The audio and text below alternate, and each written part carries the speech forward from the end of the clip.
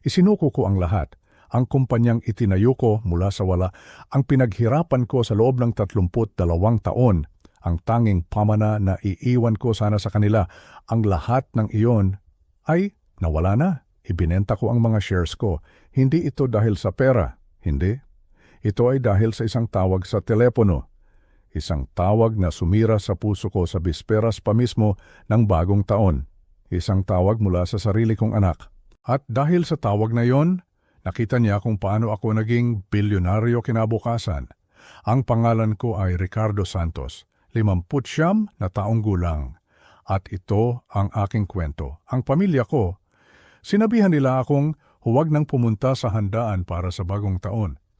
Dadating kasi ang mga bigating kliyente, tay, sabi ng anak kong si Marco sa telepono. Ang boses niya, kalmado, yung boses na parang kinakausap niya lang ang isa sa mga tauhan niya na sisibakin na sa trabaho.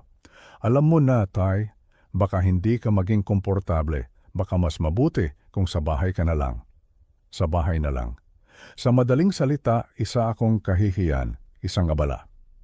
Sa edad kong ito, matapos ang lahat ng sakripisyo ko para mapalaki sila, isa na lang pala akong sagabal sa kanilang mga plano, sa kanilang perpektong buhay. Naramdaman ko ang kirot sa dibdib ko pero sinabi ko na lang, "Sige anak, naiintindihan ko." Gumaan ang boses niya sa kabilang linya. "Salamat sa pag-intindi, tay." Pagkatapos ibinabanan niya ang telepono. Walang "I love you." Walang "Happy New Year." Wala. Doon sa gabing yon, habang nag-iisa sa bahay namin sa Laguna, ang bahay na pinundar namin ng yumaong asawa kong si Elena, napuno ako.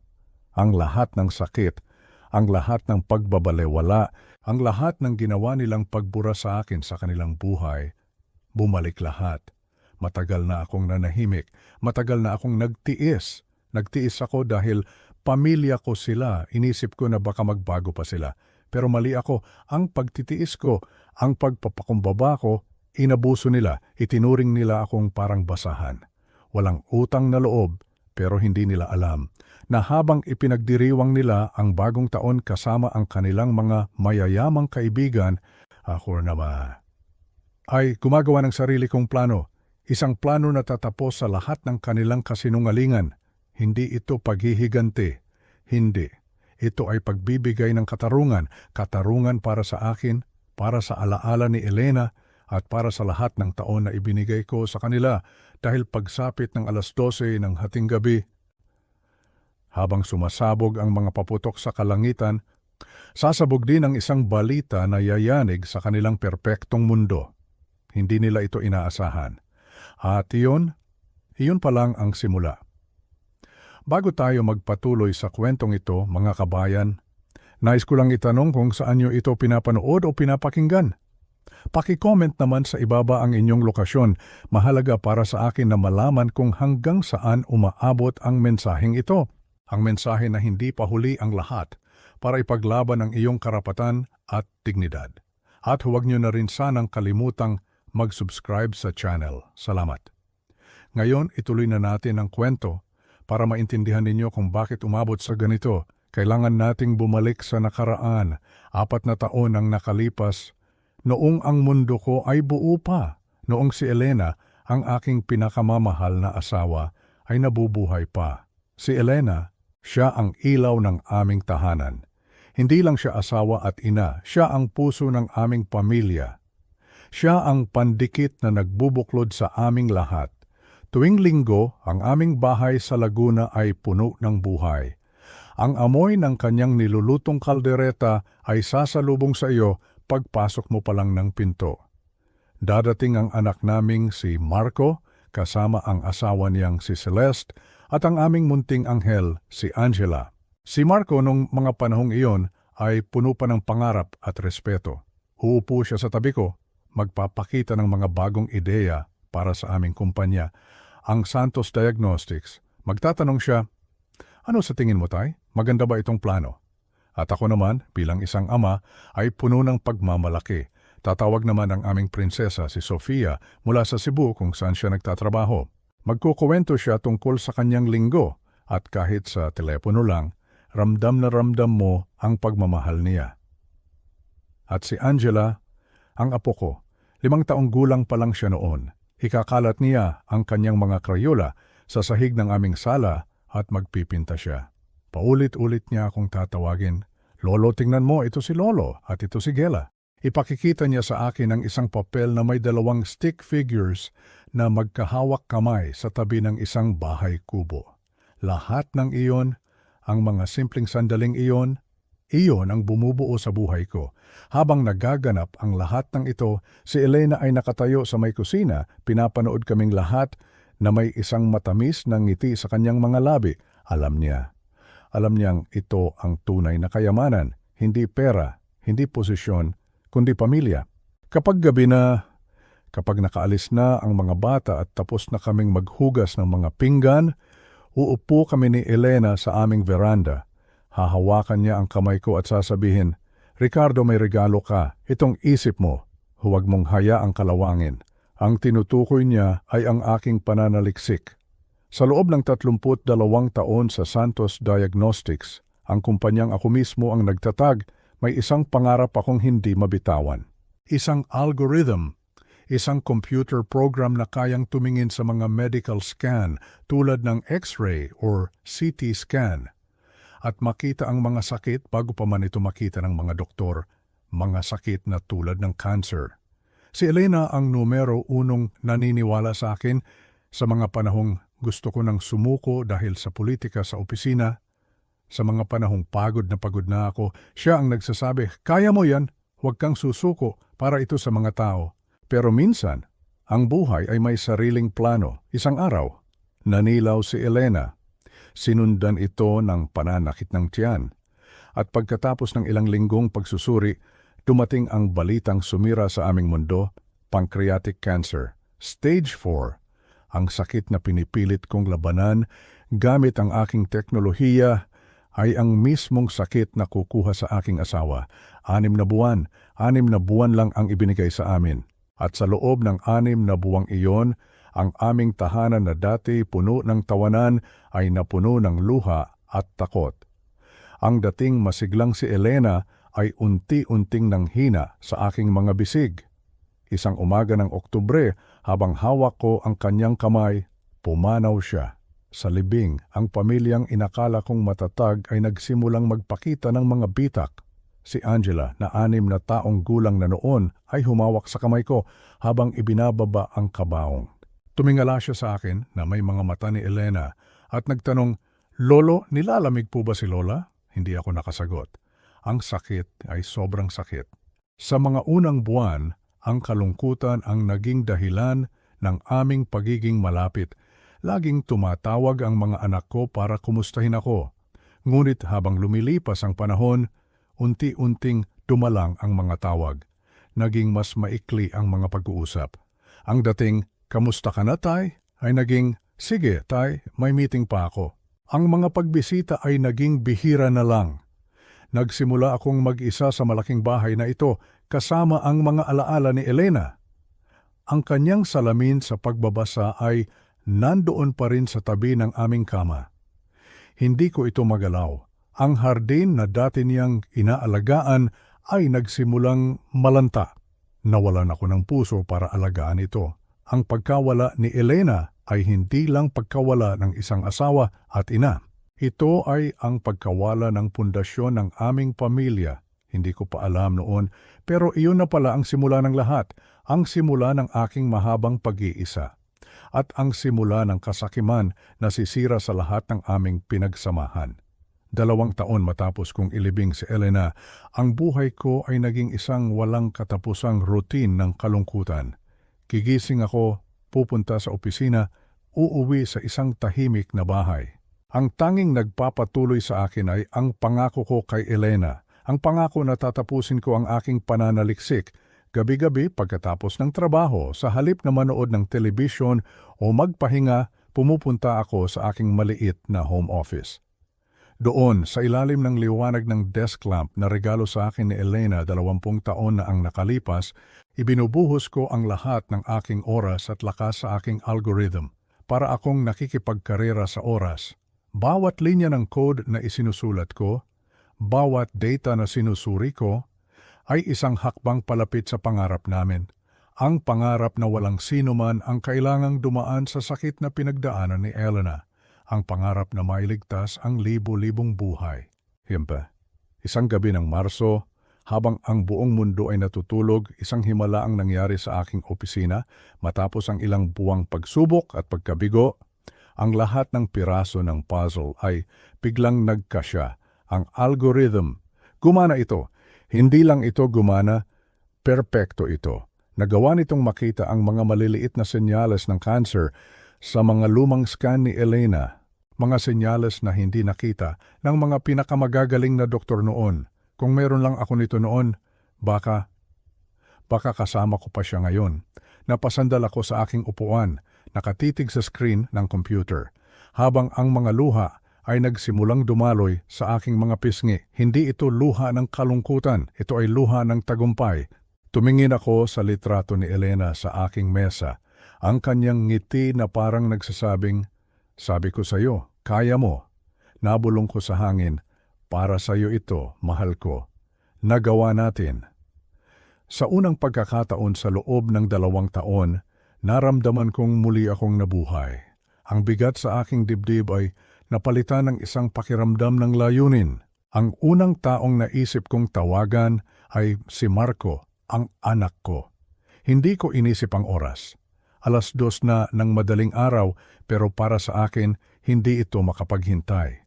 Kailangan niyang malaman. Kailangan kong ibahagi ang tagumpay na ito sa kanya. Sinagot niya ang telepono. Ang boses niya ay antok na antok. "Tay, anong problema?" 2:00 ng madaling araw. "Anak, pasensya na sa abala." Sabi ko, ang boses ko ay nanginginig sa tuwa. Pero nagawa ko na. Nagkaroon ako ng breakthrough, isang tunay na breakthrough. Ang algorithm, Marco, makakapagligtas ito ng libo-libong buhay. Natahimik siya sa kabilang linya, isang mahabang katahimikan, at pagkatapos, ang antok sa kanyang boses ay biglang nawala. Napalitan ito ng isang bagay na iba, isang bagay na matalas, isang bagay na interesado. "Sige tay," sabi niya, ang boses niya ay biglang naging seryoso. "Sabihin mo sa akin ang lahat." At iyon ang ginawa ko. Sa sobrang pananabik, ikinuwento ko sa kanya ang lahat. Ang bawat detalye, ang bawat proseso, ibinuhos ko ang lahat ng aking natuklasan sa kanya. Sa isip ko, bilang ama at anak at bilang kasama sa kumpanya, kami ay dapat na magkasama sa tagumpay na ito. Ang tagumpay ko ay tagumpay niya rin. Ang legacy na iiwan ko ay para sa kanya at sa kanyang kapatid. Hindi ko alam na sa sandaling iyon, habang ibinabahagi ko ang bunga ng aking dugo, pawis at luha, ay nagtanim pala ako ng binhi ng kasakiman sa puso ng sarili kong anak. Hindi ko alam na ang tawag na iyon, ang tawag na puno ng pag-asa at pagmamahal, ay ang simula pala ng aking pinakamalaking pagkabigo. Ito ang simula ng kanyang pagtataksil. Ang tagumpay na dapat sana ay magbubuklod sa amin, ay ang siya palang magiging dahilan ng aming pagkakawatak-watak. At ang algorithm na nilikha ko para magligtas ng buhay, ay ang siya ring gagamitin niya para unti-unting patayin ang aking diwa at pagkatao. Ang gabing iyon ang nagbago ng lahat. Pagkatapos ng gabing iyon, naramdaman ko ang panibagong sigla. Araw-araw pumapasok ako sa Santos Diagnostics na may ngiti sa labi. Pakiramdam ko may bago akong misyon. Isang misyon na hindi lang para kay Elena, kundi para na rin sa kinabukasan ng kumpanya at ng aking pamilya. Nagsimula kaming mag-usap ni Marco ng mas madalas. "Tay, kailangan natin ng innovation," sabi niya sa akin isang araw sa opisina. "Ang mga investor, naghahanap sila ng bago. Kailangan nating ipakita na ang Santos Diagnostics ay handa para sa future." Sang-ayon ako sa kanya, iyon mismo ang layunin ko. Nagsimula akong magsilbing consultant para sa kanya. Nagkaroon kami ng mga meeting kung saan ipinapaliwanag ko ang mga konsepto ng artificial intelligence, ang mga framework para sa pattern recognition, kung paano sanayin ang mga computer para makakita ng mga bagay na hindi nakikita ng mata. Ibinigay ko sa kanya ang mga pundasyon, hindi ang buong algorithm, syempre. May kaunting pag-iingat pa rin ako, pero ibinigay ko ang sapat para maipakita ang napakalaking potensyal nito. Si Marco, napakasipag niyang mag-take down ng notes. Ang mga mata niya ay nag-alab sa tuwing nagsasalita ako. Ito na yun, Tay, sabi niya. Ito ang magliligtas sa kumpanya. Naniwala ako sa kanya, buong puso. Makalipas ang 2 buwan, inimbitahan niya ako sa isang investor pitch sa Makati. Isang malaking conference room na papalibutan ng mga lalaking nakamamahaling suit. Ang mesa ay gawa sa mahogany. Umupo ako sa likuran bilang isang ama na puno ng suporta. Tumayo si Marco sa harapan. Kumpiyansa, magaling magsalita. Ang Santos Diagnostics, simula niya, ay nangunguna sa pagsasama ng artificial intelligence sa aming mga diagnostic platform. Ipinakita niya ang mga slide. Mga slide na ngayon ko lang nakita. Ang mga konsepto ko, ang mga framework ko, nakasulat lahat doon. Ngunit ipinakita niya ito na parang inobasyon ng Santos Diagnostics. Parang ideya na nanggaling sa kanilang team. May isang investor na lumingon sa akin. At sino po kayo? Tanong niya. Ngumiti si Marco, isang makinis ng ngiti. Siya po ang tatay ko, si Ricardo. Siya ang nagtatag ng kumpanya. Tumutulong siya sa ilang mga technical groundwork. Tumutulong. Ginawa niya akong parang assistant. Parang isang matandang empleyado na pinagbibigyan na lang, naramdaman ko ang kirot. Pero inisip ko, baka kailangan lang niyang gawin iyon para sa mga investor. Baka diskarte lang niya iyon. Pagkatapos ng meeting, may inabot siyang dokumento sa akin. Isang non-disclosure agreement or NDA. Para lang protektahan ang mga binuo natin, Tay, sabi niya. Ipinakita ko ito sa abogado ko at sinabi niyang ligtas naman akong pumirma dahil sakop lang nito ang mga impormasyon ng kumpanya at hindi ang aking personal at patented na gawa. Kaya pumirma ako dahil naniniwala pa rin ako na magkasama kami sa proyektong ito.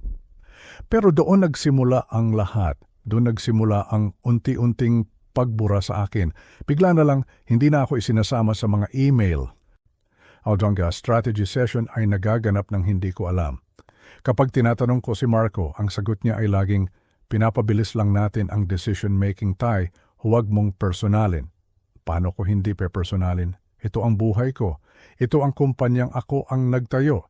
Sumunod ang mga pagtitipon ng pamilya. Ang kaarawan ni Sofia noong Hulyo, nalaman ko na lang sa isang post sa social media 3 araw matapos ang selebrasyon. Ang anibersaryo ni Marco at Celeste noong Agosto, ganoon din. Nagdiriwang pa rin sila, kumpleto pa rin sila. Pero ako, hindi na ako kasama sa picture. Ang pinakamasakit ay ang Noche Buena. Ang penthouse ni Marco sa BGC ay puno ng mga bisita. Mga venture capitalist, mga board member, mga bigating kliyente. Isang networking event na may kasamang lechon. Hindi ito ang Noche Buena na kinalakihan ng mga anak ko. Noong itinaas ni Marco ang kanyang baso para sa isang toast, sinabi niya, gusto kong pasalamatan ang lahat sa paniniwala sa aming vision. Ang mga inobasyon na aming pinangungunahan ay magbabago sa healthcare. Aming vision, aming inobasyon, pinakinggan ko siyang ilarawan ng aking algorithm na parang galing ito sa isang boardroom meeting. Isang babae ang bumaling sa akin. Mr. Santos, sigurado po na proud kayo. Ano po ang pakiramdam na makita ang anak nyo na dinadala ang kumpanya sa future? Bago pa ako makasagot, sumingit si Marco. Ang mga pamamaraan po kasi ni tatay ay very traditional. Minodernize po namin ang approach, nagpasok kami ng mga mas batang talento. Ngumiti siya. Naging isang biro ang 32 taon ng buhay ko. Naging isang punchline ang lahat ng sakripisyo ko. Isa na lang akong matandang laos sa harap ng lahat. Ang aking apo na si Angela ang lumapit sa akin. Lolo, bakit po malungkot ang itsura niyo? Umalis ako bago pa man ihain ng dessert. Ang unti-unting pagbura sa akin ay naging isang mabilis na pagtataboy at tanggap ko na sana kung hindi lang nila sinubukang nakawin ang huling bagay na natitira sa akin. 6 na buwan matapos ang masakit na Noche Buena na iyon, akala ko ay wala nang mas lalala pa, nagkamali ako. Isang hapon tumawag si Marco, walang kamusta tay, walang paggalang, isang utos lang. Pumunta ka sa opisina, Pagdating ko sa conference room sa Makati, naroon silang magkapatid. Si Marco at si Sofia. Nakaupo sila sa kabilang dulo ng mahabang mesa para akong isang suspek na iimbestigahan. Hirap ngayon ang kumpanya, sabi ni Marco, diretsahang sinabi. Bumagsak ang stocks, umaatras ang mga investor. Kailangan namin ang buong algorithm, lahat ng ito. Nanatili akong kalmado. Ibinigay ko na sa inyo ang framework, ang natitira ay sa akin. Doon sumingit si Sofia. Ang boses niya ay matalas at walang pasensya. Tay, pumirma ka ng NDA? Lahat ng ginawa mo habang nagko-consult ka sa amin ay pag-aari ng Santos Diagnostics. Mali ka, Sofia, sagot ko. Hindi sakop ng NDA ang aking independent na trabaho. Hindi nito sakop ang aking patent na nauna pa sa NDA na iyan. Sumandal si Marco sa mesa. Ang mga mata niya ay nanlilisik. Pamilya tayo, tay, sabi niya, na parabang ang salitang ang pamilya ay isang magic word na magpapalimot sa lahat ng ginawa nila. Ikaw ang nagtayo ng kumpanyang ito. Hindi mo ba gustong makita itong magtagumpay? Gusto ko, sabi ko. Ang boses ko ay nagsisimula ng manginig sa galit. Kaya nga pinoprotektahan ko ang aking trabaho. Nagigting ang kanyang panga. Ang pamilya ay hindi nagdedemanda ng kapamilya. Doon ako tumayo. Ang pamilya, sabi ko, ay hindi rin nagnanakaw sa kapamilya. Namula ang mukha ni Sofia. Nagiging unreasonable ka na, tay? Sigaw niya. Tumalikod ako at lumabas ng silid na iyon. Pagdating ko sa kotse ko, doon ko lang napansin na ang phone ko pala ay nagre-record ng buong pag-uusap. Hindi ko iyon sinadya pero sa puntong iyon, alam kong kailangan ko ito. Mula noon, tuluyan na nila akong pinutol. Hindi na sila tumatawag. Hindi na sila nagpaparamdam. Ang tanging koneksyon ko na lang sa apo kong si Angela ay ang mga lihim na padalang drawing niya sa koreo. Mga drawing na walang return address, pero alam kong galing sa kanya. Ikinakabit ko ang bawat isa sa pader ng aking opisina. Ang pader na iyon ang naging santuwaryo ko, isang paalala na mayroon pa ring isang taong nagmamahal sa akin ng totoo. Isang araw ng Agosto, habang nag-iisa akong nagkakape, tumunog ang telepono ko. Isang pangalan na hindi ko kilala, Russell Pelaez. Nagpakilala siya bilang isang venture capitalist mula sa isang malaking kumpanya sa Makati.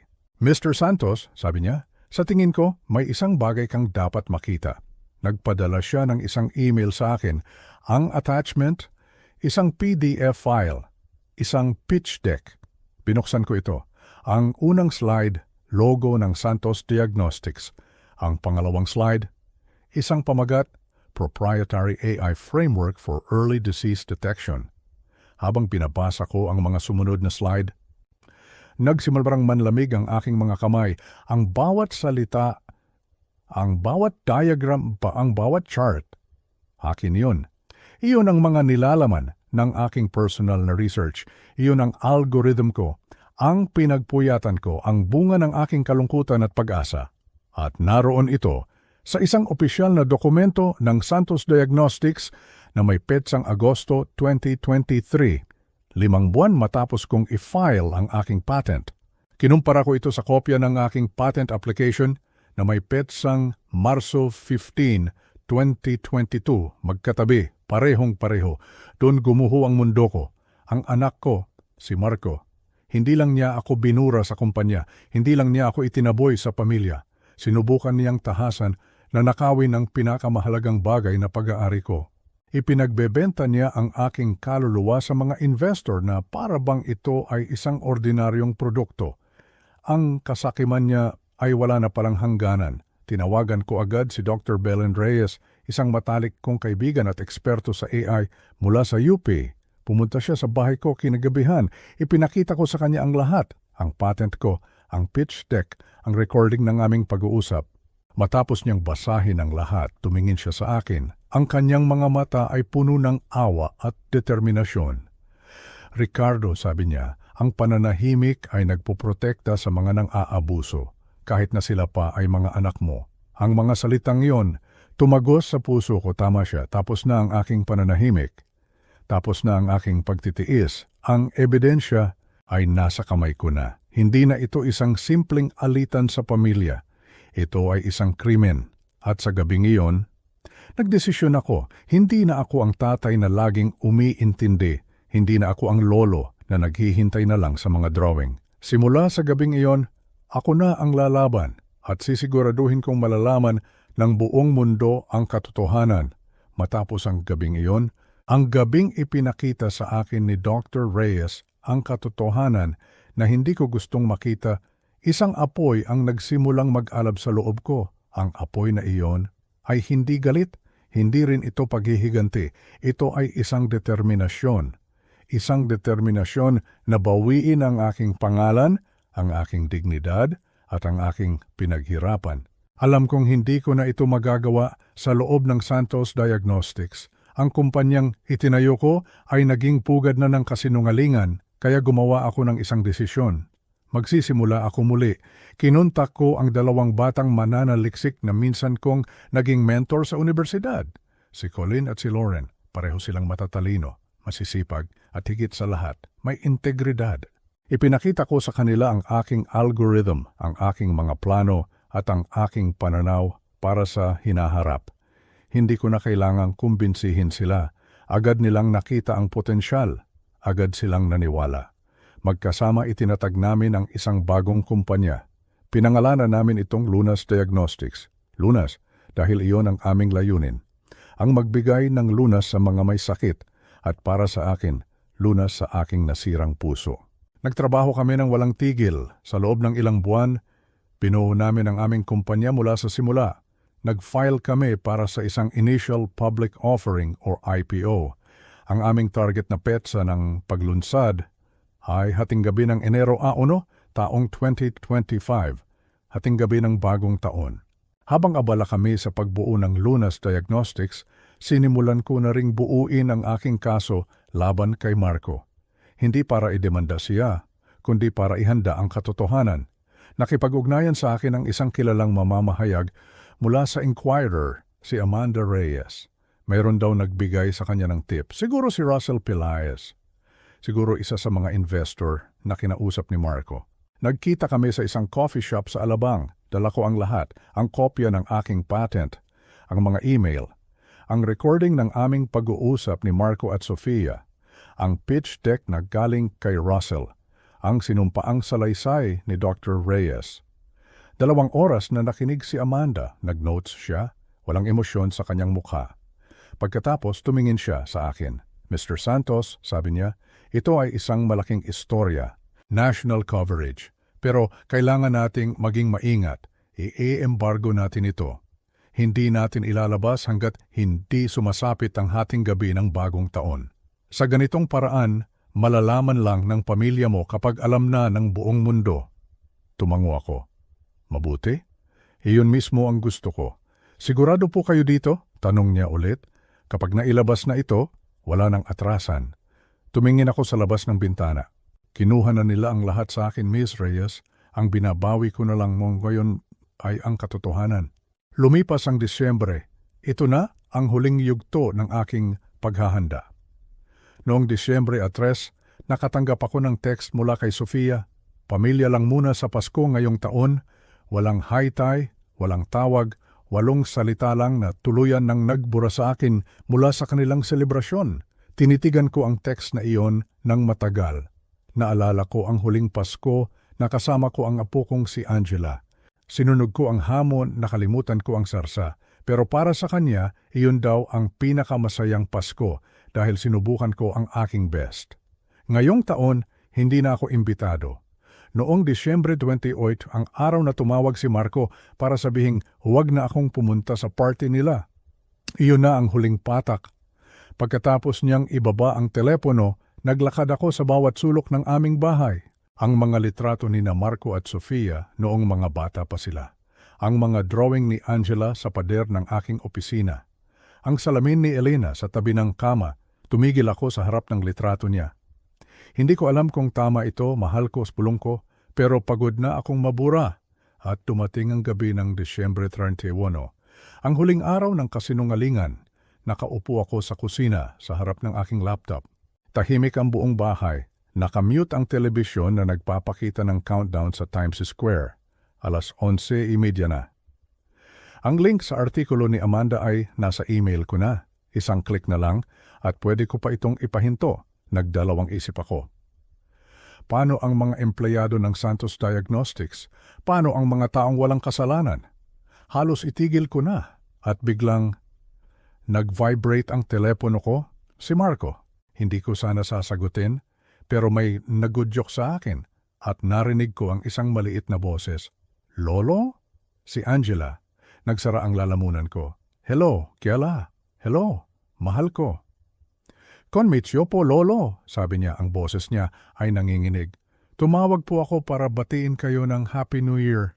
Sana po nayiyakap ko kayo ngayon. Ipinikit ko ang aking mga mata. Miss na rin kita, Apo. Gumawa po ako ng drawing para sa inyo. Sabi po ni Mami hindi ko na pwedeng ipadala, pero ipapadala ko pa rin po kapag hindi siya nakatingin. Narinig ko ang ingay sa likod niya. Isang matalas na boses. Angela, sinong kausap mo? Si Celeste. Bumulong si Angela ng mabilis. Kailangan ko na pong ibaba. I love you, Lolo. I love you too. At nawala na siya sa linya. Nakatulala lang ako habang ang luha ay dumadaloy sa aking mukha. Ang aking apo, ang aking munting anghel, tumakas mula sa isang magarbong party para lang sabihin na miss niya ako. Sa sandaling iyon, nawala ang lahat ng aking pag-aalinlangan. Binuksan ko ang aking email, nag-type ako ng 2 salita para kay Amanda. I-publish mo na, i-send. 11:43 ng gabi, ang paghahanda ay tapos na. Ang katarungan ay paparating na. 11:59 ng gabi, ang telebisyon ay nagpapakita ng bola na bumabagsak sa Times Square. 10 segundo. 8. Mga taong sumisigaw. Confetti. 12:00 ng hating gabi. Sumabog ang mga paputok sa kalangitan. Maligayang bagong taon. 2025, 1 minuto pagkatapos ng hating gabi, ang aking cellphone ay biglang umilaw na parang Christmas tree. Sunod-sunod na notifications, mga email, mga text. Ang artikulo ni Amanda sa Inquirer, live na. Ang IPO ng Lunas Diagnostics, live na. Ang katotohanan ay nasa labas na. Ang headline, Tech Founder, inakusahan ang sariling anak ng pagnanakaw sa kanyang patented AI framework. Pangalan ko, pangalan ni Marco. Ang mga detalye ng patent, ang mga email, ang recording, lahat ay naka-timestamp at beripikado. Sa loob ng unang oras, na-share ito ng 20,000 beses. Ang Lunas Diagnostics sa pagbubukas ng merkado ay agad na nagkakahalaga ng 100 bilyong peso. Ang aking net worth mula sa pagiging isang simpleng retirado ay naging bilyonaryo sa isang iglap. 12:03 ng umaga. Tumunog ang telepono ko. Si Marco. Sinagot ko. Walang emosyon. Tay, anong ginawa mo? Ang boses niya ay basag. Galit, takot, nagpapanik. Rinig ko ang ingay ng party sa likod niya. Ang musika ay napalitan na ng mga sigawan. Nanatili akong kalmado. Itinala ko lang ang katotohanan, Marco. Ipinahiya mo kami sa harap ng lahat sa New Year's Eve, sigaw niya. Kung ang katotohanan ay nakakahiya, anak, tanungin mo ang sarili mo kung bakit. May narinig akong sigawan sa kabilang linya at pagkatapos ang boses ni Sofia, matalas, galit na galit. Ide-demanda ka namin dahil sa defamation. Sinira mo kami? Sinuri na lahat ni Attorney Cruz? Wala kayong kaso? Simpleng sagot ko. Isa kang makasarili at mapait na matanda. Iyon ang huling narinig ko bago nila ibinaba ang telepono. Ibinaba ko ang cellphone ko sa mesa, tapos nasabi ko na ang dapat kong sabihin. Nalaman na ng mundo ang dapat nilang malaman. Wala nang atrasan. Sa loob ng sumunod na 2 oras, hindi tumigil ang telepono ko. 53 missed calls, 204 na text messages mula sa mga kamag-anak, mga dating katrabaho, mga kaibigan, mga estranghero, ang iba ay sumusuporta. Tumawag si Dr. Reyes, matapang ang ginawa mo, Ricardo. Ipagmamalaki ka ni Elena. Nag-text si Colin, Sir, ang IPO natin umabot na sa 105 billion pesos. May mga mensahe rin mula sa mga taong hindi ko kilala. Salamat po. Binigyan niyo ako ng lakas ng loob na ipaglaban ang aking sariling patent. Ito po ang tunay na integridad. Pero marami rin ang galit Sinira mo ang anak mo dahil sa inggit. Ang pamilya dapat ang laging una. Isang mapait na matanda na hindi kayang makitang magtagumpay ang mga anak. 3:00 ng umaga, pinatay ko ang aking telepono. Humiga ako sa kama, nakatitig sa kisame. Hindi ako makatulog. Ang katahimikan sa aking bahay ay biglang napuno ng ingay ng opinyon ng buong mundo. Hindi ko alam kung tama ang ginawa ko, pero alam ko sa kaibuturan ng aking puso na ginawa ko ang dapat. Ang pagsabog ng katotohanan ay masakit, magulo, pero minsan, kailangan munang gumuho ang lahat bago ka makapagsimulang magtayo muli. Ang imperyo ng kasinungalingan na itinayo ng aking mga anak ay nagsisimula ng gumuho. At habang nakahiga ako doon sa dilim, naramdaman ko sa unang pagkakataon sa loob ng maraming taon ang isang uri ng kapayapaan, ang kapayapaan na dulot ng pagiging totoo sa sarili. Kinaumagahan, Enero 2, ang mundo ay nagising sa eskandalong ako ang nagsimula. Ang kwento namin ay nasa front page ng lahat ng dyaryo, nasa primetime news. Ang hashtag na Asher Diagnostic Justice ay naging numero 1 trending topic sa buong bansa. Nagmistulang isang teleserye ang buhay namin at ang bawat Pilipino ay may kanya-kanyang opinyon. Sa araw na iyon, nagpatawag ng press conference si Marco. Pinanood ko ito live sa aking laptop habang ang kape sa aking tabi ay unti-unting lumalamig. Ang itsura niya ay kahabag-habag, lukot ang kanyang damit. Namumugto ang kanyang mga mata, nanginginig ang kanyang boses, ibang-iba sa kumpiyansang Marco na nakita ko sa investor pitch. Sunod-sunod ang tanong ng mga reporter. Isang reporter ang nagtanong tungkol sa timeline ng patent. Marso 2022 laban sa Agosto 2023. Natigilan si Marco. Nag-stammer siya.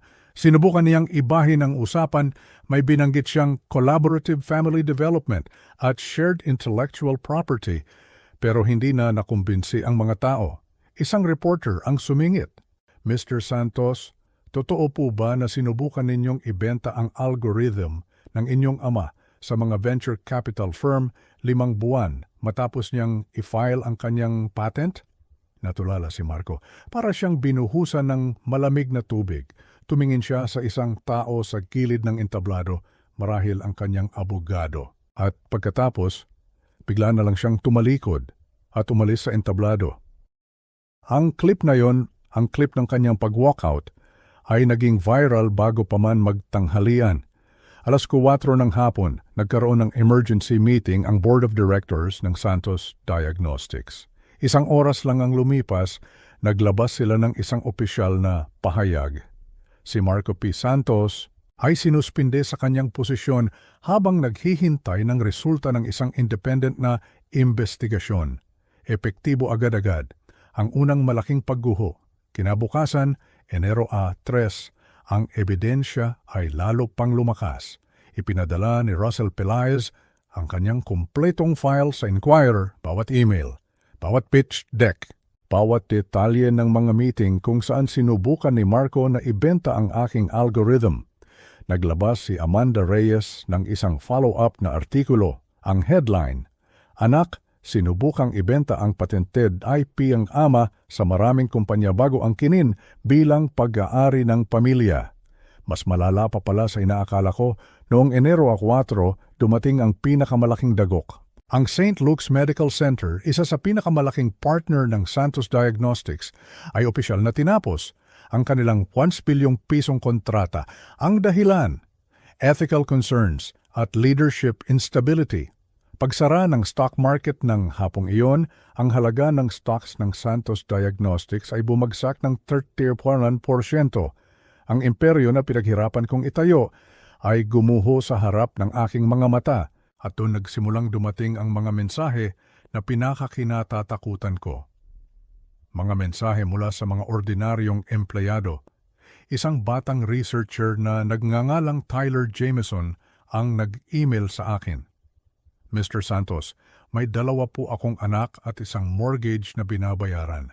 Alam ko po na hindi niyo ito kasalanan pero natatakot po ako. Kalahati po ng aming laboratorio ay maaaring tanggalin sa trabaho. Pinasa ko ang mensaheng iyon ng paulit-ulit. Gusto ko ng katarungan, Gusto kong managot ang aking mga anak, pero hindi ko ginusto ito. Hindi ko ginusto na ang mga taong tulad ni Tyler, mga mabubuting taong walang kinalaman sa kasakiman ni Marco, ay mawalan ng trabaho dahil sa aking desisyon. Naramdaman ko ang bigat ng bawat buhay na naapektuhan. Agad akong nag-reply sa kanya. Nag-alok ako ng reference letter, ibinigay ko ang contact information ni Colin at Lauren at sinabi kong nagha-hire ang Lunas Diagnostics. Humingi ako ng tawad, pero alam ko, ang sorry ay hindi makakabayad ng renta. Ang sorry ay hindi makakapagpakain ng 2 bata. Ang pagguho ng imperyo ni Marco ay nagdulot ng pinsala na higit pa sa aming pamilya. At kailangan kong mabuhay dala-dala ang katotohanan iyon. Ang tagumpay ay may lasang abo sa aking bibig. Lumipas ang mga araw na parang isang panaginip, isang masamang panaginip. Ang balita tungkol sa amin ay hindi pa rin humuhupa. Araw-araw, may bagong revelasyon. Araw-araw, mas lalong lumulubog ang pangalan ng Santos Diagnostics. At araw-araw, nakakatanggap ako ng mga mensahe mula kay Marco. Tay, kailangan nating mag-usap? Dad, please, 5 minuto lang. Pinubura ko ang mga ito, hindi ko siya sinasagot. Ano pa ba ang sasabihin niya? Ano pa ba ang kailangan naming pag-usapan? Para sa akin, tapos na ang lahat. Inilabas ko na ang katotohanan. Nasa korte na ng publiko ang paghuhusga, pero hindi siya tumigil. Noong Enero 12, ika-10 na araw mula noong hating gabi, tumawag siya. 8:00 ng umaga. Hindi ko sana sasagutin. Ngunit bigla kong naisip si Angela, paano kung may nangyari sa kanya? Sinagot ko ang tawag. Tay, ang boses ni Marco ay paos, parang ilang araw na siyang hindi natutulog, o ilang araw na siyang umiiyak, o pareho. Salamat sa pagsagot. Hindi ako nagsalita, naghintay lang ako. Sorry, huminto siya na parang hinihintay ang aking reaksyon. Hindi ko alam kung may halaga pa yan sa'yo, pero sorry. Nanatili akong walang emosyon. Bakit ngayon lang, Marco? Dahil ba nahuli ka na? Dahil ba nawala na sa'yo ang lahat? Umamin siya. Pareho, Tay, sabi niya. Ang boses niya ay nanginginig. Pero dahil din sa wakas, nakita ko na kung ano ang ginawa ko sa'yo. Hindi lang yung patent, yung mga dinner, yung Pasko, yung New Year, yung pagtrato sa'yo na parang invisible ka, na parang laos ka na, natahimik kami pareho. Rinig ko lang ang kanyang paghinga sa kabilang linya. Kinumbinsi ko ang sarili ko, pagpapatuloy niya, na ginagawa ko yon para iligtas ang kumpanya, para protektahan ang legacy. Pero sinisira ko pala ito at sinisira kita. Ipinikit ko ang aking mga mata. Hindi mo lang ninakaw ang trabaho ko, Marco. Pinura mo ako, ginawa mo akong estranghero sa sarili kong buhay, sa buhay ng sarili kong apo. Alam ko, sabi niya, at doon na tuluyang nabasag ang kanyang boses. Alam ko, Tay. At, Diyos ko, hindi ko alam kung paano ito aayusin. Hindi mo na ito maaayos, sabi ko ng mahinahon. Ang tanging magagawa mo ay angkinin ito. Ano lang ibig sabihin noon? Ibig sabihin, kung gusto mong itama ang mga pagkakamali mo, sabihin mo ang katotohanan sa publiko. Hindi dahil sinabi ng abogado mo, hindi dahil nakatingin ang board, kundi dahil iyon ang katotohanan. Isang napakahabang katahimikan. Akala ko ay ibinabanan niya ang telepono at pagkatapos narinig ko ang isang buntong hininga. Isang buntong hininga ng pagsuko. Pero tatanggalin nila ako ng tuluyan. Ang board, ang mga investor. Hindi na ako makakapagtrabaho sa industriyang ito. Kung ganoon, may desisyon kang kailangang gawin, sabi ko. Ang parehong desisyon na ipinagawa mo sa akin, ang iyong reputasyon o ang katotohanan. Natahimik siya ulit at pagkatapos, narinig ko ang 2 salita na hindi ko inaasahan. Sige po, gagawin ko. Hindi ko sinabing, I'm proud of you. Hindi ko sinabing, pinapatawad na kita. Sinabi ko lang, mabuti. At ibinaba ko ang telepono. 3 araw ang lumipas. Enero 15, nag-post si Marco ng isang public statement sa kanyang personal social media account sa professional network niya. Kahit saan, pinasa ko ito sa aking laptop. Alam kong siya mismo ang sumulat. Walang halong PR, walang mga salitang galing sa abogado, puro katotohanan lang.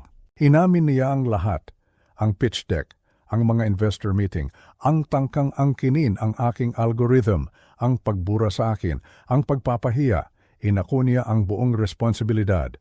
Inanunsyo niya ang kanyang permanenteng pagbibitiw sa lahat ng kanyang posisyon, walang kondisyon. Sumabog ang comment section. May mga sumusuporta, may mga nangungutya. Too little, too late. At least umamin siya. Integrity is doing the right thing even when it costs you everything. Nakatitig lang ako sa screen, matagal. At pagkatapos nagpadala ako kay Marco ng isang pribadong mensahe. 4 na salita lang. Ito ay isang simula. Hindi pinapatawad na kita. Hindi okay na tayo. Isang simula lang dahil ang tunay na paghilom ay hindi isang mabilis na proseso. Ito ay nagsisimula sa isang paghingi ng tawad at ang paghingi ng tawad na iyon ay kailangang patunayan, hindi sa salita, kundi sa gawa. Lumipas ang isang taon ng pagbabago, paghilom at pagtuklas muli sa aking sarili. Ang bagong taon ng 2026 ay ibang-iba sa mga nagdaan. Wala ako sa isang magarbong rooftop party sa Makati. At hindi rin ako nag-iisang nakaupo sa dilim sa aking bahay sa Laguna. Sa pagkakataong ito, ang bahay na dati puno ng kalungkutan ay puno na ng buhay, puno ng tawanan, puno ng mga taong tunay na nagmamalasakit. Noong Pebrero ng nakaraang taon, inanyayahan akong magsalita sa isang malaking medical conference sa Chicago. Ang paksa ko, Ageism in Tech at ang kahalagahan ng pagprotekta sa intellectual property. Doon sa harap ng 2,000 tao, ikinuwento ko ang aking pinagdaanan, hindi bilang isang biktima, kundi bilang isang survivor. Pagkatapos kong magsalita, lahat sila ay tumayo. Ang palakpakan ay umalingaw-ngaw sa buong convention hall. Pagkatapos noon, bumuhos ang mga mensahe. Sir, binigyan niyo ako ng lakas ng loob na ipaglaban ang sarili ko. Salamat po sa pagpapatunay na ang edad ay hindi hadlang para mangarap. Doon ko napagtanto na ang kwento ko ay hindi lang tungkol sa akin. Ito ay kwento ng bawat isa na naramdamang sila'y binaliwala, minaliit at itinuring na laos. Ang Lunas Diagnostics ay lumago ng higit pa sa aming inaasahan. Noong Marso, inanunsyo namin ang isang 3 bilyong pisong partnership sa St. Luke's, ang mismong ospital na tumalikod sa Santos Diagnostics. Tumawag sa akin mismo ang presidente nila. Ricardo, sabi niya, ang teknolohiyang ito ay magliligtas ng maraming buhay. At sa huli, iyon ang pinakamahalaga. Maraming buhay. Tama siya. Iyon ang pangarap namin ni Elena. Si Tyler Jameson, ang batang researcher na nag-email sa akin noon dahil sa takot na mawala ng trabaho, ay isa na ngayon sa aming mga lead scientist. Minsan, nakasalubong ko siya sa hallway ng aming opisina. Tumigil siya, tumingin sa akin at sinabi ko, salamat po. Iyon lang. Pero sa 2 salitang iyon, ramdam ko ang lahat. Ramdam ko ang pasasalamat, ang respeto at ang pag-asa. Nag-usap din kami ni Marco noong Abril. Nagkita kami sa isang simpleng kapihan. Doon din sa lugar kung saan kami nag-usap ng matalikong kaibigan bago ang lahat ng ito. Ang aming pag-uusap ay hindi madali, magkailang.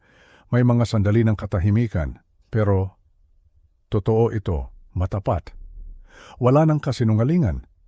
Ikinuwento niya na nagsimula na siyang mag-therapy. Nagtatrabaho na rin siya ngayon sa isang maliit na startup sa Boston. Isang entry-level na posisyon. Nagsisimula siya mula sa ibaba.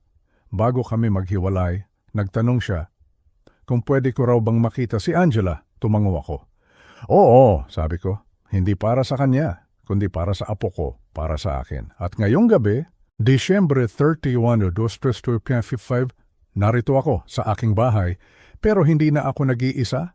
Kasama ko si Colin at si Lauren, si Dr. Belen Reyes, ang abogado kong si Athwar Cruz, si Amanda, ang journalist na naniwala sa akin, ang matalik kong kaibigan na si Tomas. Sila ang mga taong nakakita sa akin noong ako ay invisible. Sila ang naniwala sa akin noong lahat ay nagdududa. 2 minuto bago maghating gabi, itinaas namin ang aming mga baso. Para sa mga pangalawang pagkakataon, sabi ni Colin. Para sa katotohanan, dagdag ni Lauren, tumingin sa akin si Tomas. Para sa pamilyang ating pinipili, pamilyang pinipili, Tumingin ako sa kanilang lahat. 1 taon na ang nakalipas, ako ay nag-iisa, hindi imbitado, isang kahihiyan. Ngayong gabi, ako ay napapaligiran ng mga taong nagmamahal sa akin. Nawala ang aking mga anak, oo, pero natagpuan ko ang aking boses. Nawala ang aking pamilya, oo, pero natagpuan ko ang aking mga tao. Parehong totoo, parehong masakit, at parehong nakapagpapagaling. Sumapit ang hating gabi. Sumabog ang mga paputok sa di kalayuan, nagbatian ang lahat. Nag-toast kami. Sa sandaling iyon, naramdaman ko, hindi eksaktong kaligayahan, kundi kapayapaan. Ang kapayapaan na dulot ng paggawa ng tama kahit na ang kapalit nito ay halos lahat.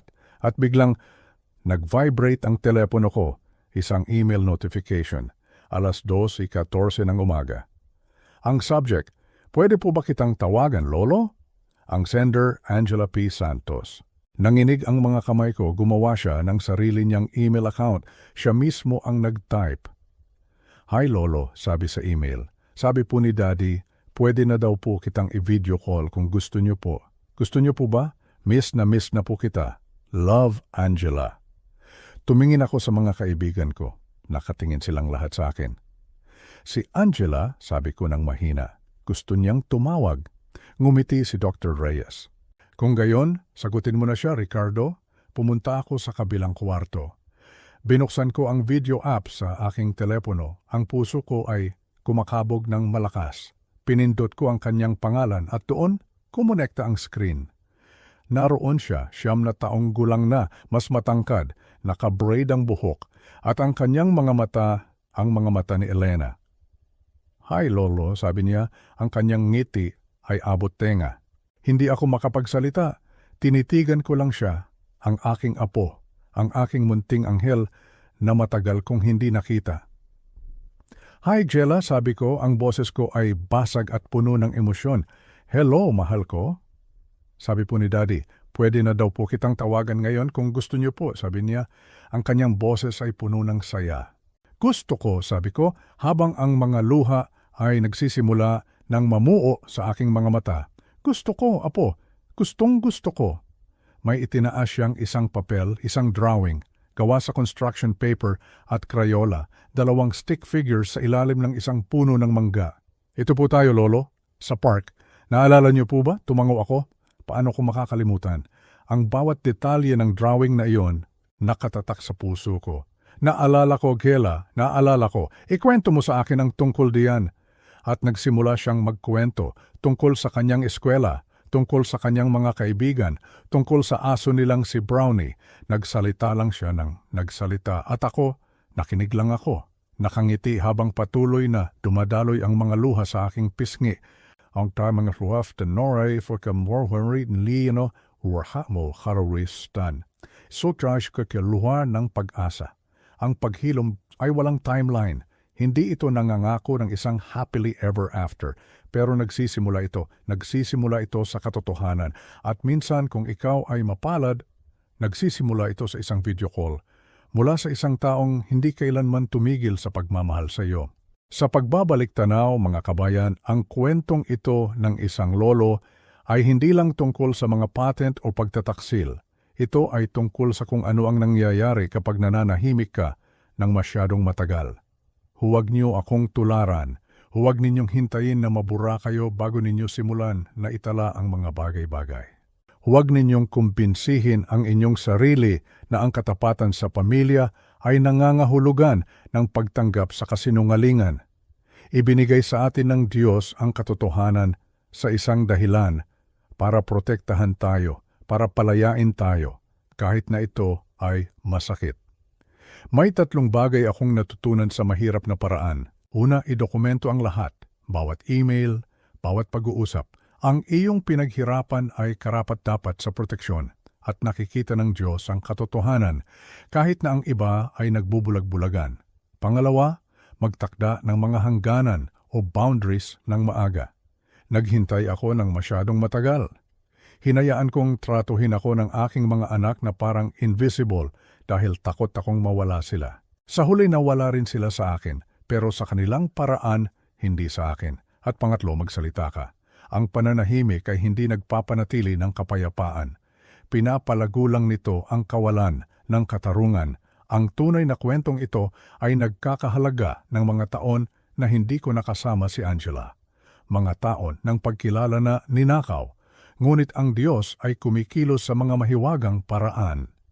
Sa pamamagitan ng sakit, natagpuan ko ang aking boses. Sa pamamagitan ng pagkawala, natagpuan ko ang aking mga tao.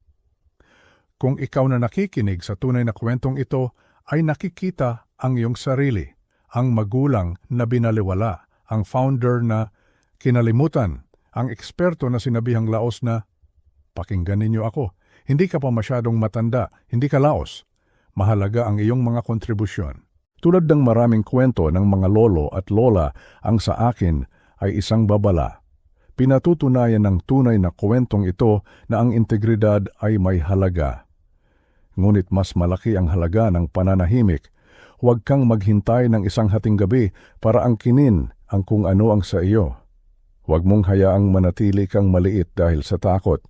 Ngayon, gusto kong marinig ang iyong kwento. Naranasan mo na bang pumili sa pagitan ng kapayapaan sa pamilya at sa iyong personal na katotohanan? Naranasan mo na bang gawing invisible ng mga taong dapat sanang pinakanakakakita sa iyo? Mag-iwan ng komento sa ibaba. I-share mo ito sa isang taong kailangang makarinig nito. At mag-subscribe para sa mas marami pang tunay na kwento na nagpapaalala sa atin kung bakit mahalaga ang pagsasalita kahit na ang kapalit nito ay lahat. Ang iyong boses ay mahalaga. Gamitin mo ito.